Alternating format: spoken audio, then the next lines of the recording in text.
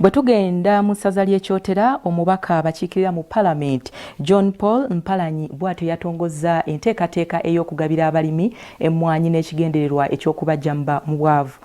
Bwe batyo abatuuze basabye gavumenti nti bw'eba ng'eyagala enteekateeka eno ejje abantu mu bwavu bongere ku mutindo ogw'emmwanyi ze bagabira abalimi. Okwogera bino eno ne ssentebe w'eggombolola Joseph Kalanzi yavuddeyo n'ategeeza nga kaakati bbeeyi y'emmwanyi bw'eri wansi ddala nga ne gavumenti esaanye ekole ku ekyo. Abatuuze b'eggombolola y'Ekabira mu disitulikiti y'Ekyotera basabye gavumenti eyongere ku mutindo gw'emmwanyi gwegabira abalimi singa eba yakukyusa nfuna y'Abannayuganda ng'eyita mu bulimi. Okwogera bino basinzidde ku kisaawe eky'ekifuuta mu ggombolola y'Ekabira omubaka w'essaza ly'Ekyotera John Paul Mpalanyi bw'abadde atongoza kaweefube ow'okugabira abalimi mu ssaza lino lyonna emmwanyi za kolono. Mutegeere muganyulwamu ki? Abatuuze betwogeddeko nabo bategeezezza nti gavumenti ebadde eyonoona ssente nnyingi nnyo ng'egaba emmwanyi eza elite ezirwawo okukula. Kubanga abantu badde tebazaagala naye kati tulabye nti omubaka asobodde otuwa emmwanyi kolono di ate omulungi. Balaze essuubi okwongera okusitula ebyenfuna by'amaka gaabwe nga bazza obulimi bw'emmwanyi engulu mu kitundu kyabwe. Basiimye nnyo omubaka olw'okwata mu nsawo n'abawa emmwanyi zino.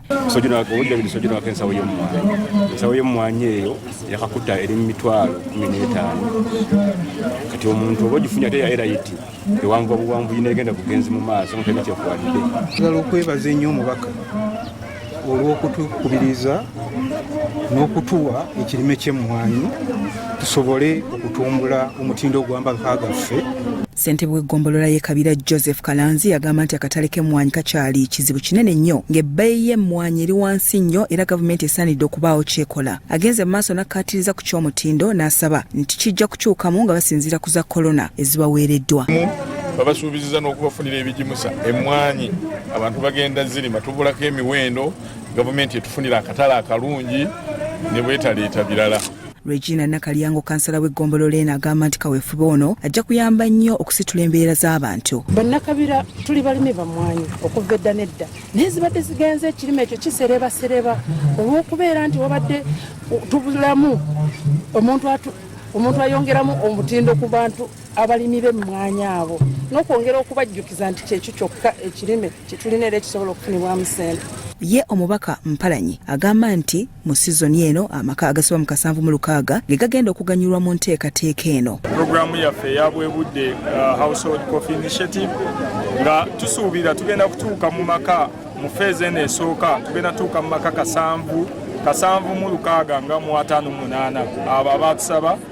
Twakola enteekateeka nga twasaba abantu batubuulire bwe tuba tubakubawa mmwanyi baagala mmwanyi kikaaki. Agamba nti obugagga bw'ekitundu kino buli mu mmwanyi y'ensonga lwaki we batadde amaanyi agasooka. Ku tteeka ly'emmwanyi pulezidenti lye yataddeko omukono Mpalanyi agamba nti newankubadde nga lirimukko ebirumira ddungi era nga lyakuyamba okusitula omutindo gw'emmwanyi ku katale k'ensi yonna eziva mu Uganda.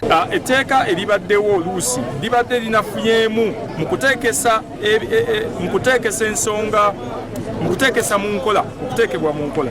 So etteeka lino lyongera etteeka ly'emmwanyi eryazze the Coffee Act 2021 lyongera UCD amaanyi okulaba nga basobola okugoberera okukakasa nti abantu emmwanyi kisooka bazirima ne bazirabirira bulungi. Ekyokubiri bazikuuma bazikaza bulungi nga tebaanise mu ttaka tebakola wabula baanika mu mbeera nga amateeka bwe gakirambisa obulungi.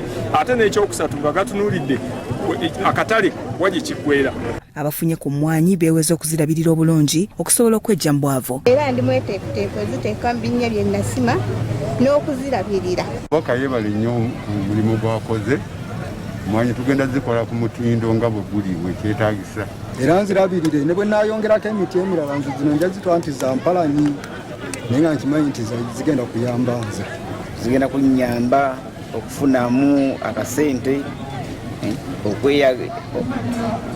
okweyagala mu bulamu bwange bwonna. Ronald Mukisa, Salt TV, Omunnyo.